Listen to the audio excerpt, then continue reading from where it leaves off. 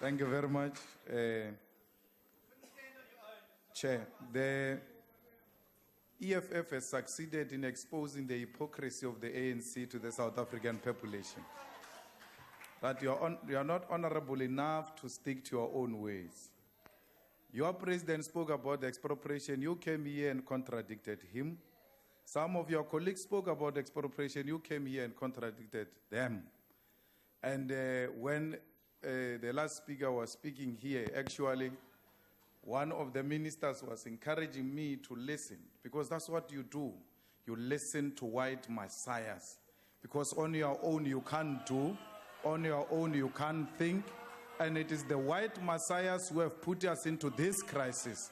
The same Joe Slovo that you praise is the one that came with Slovo clauses that made huge compromises, and the African majority today are suffering because he was defending white property ownership.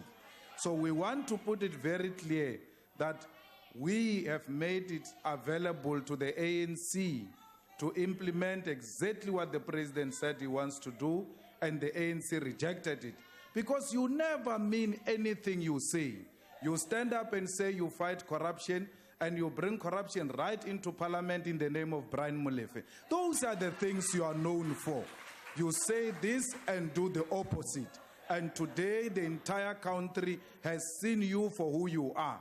You bring here people who have got no clarity of what we are speaking about, except the last speaker who attempted but just stick to rereading the Constitution. The Honorable Mguni comes here and speaks about feminism when we are speaking about land. He says revolutionary feminism and liberal feminism. Hey, what is he talking about? And then he says, Malema, you must sit with the veterans of the struggle.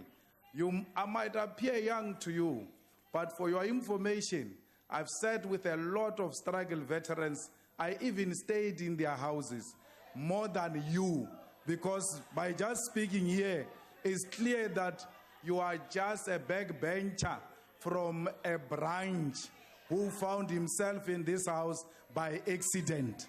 You don't understand national issues. You must return to a branch so that you can continue counting membership forms. Issues here are beyond your capacity. You must still go through the structure so that you develop national consciousness, so that tomorrow when you come here, you can reflect the national status of issues and not some short-sightment and talking about things that you don't have clarity about. So we want to say, as the EFF, that radical economic transformation is just a rhetoric.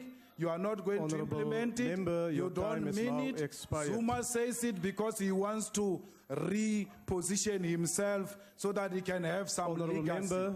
He will be known as the most useless president who has never meant anything that came out of his mouth.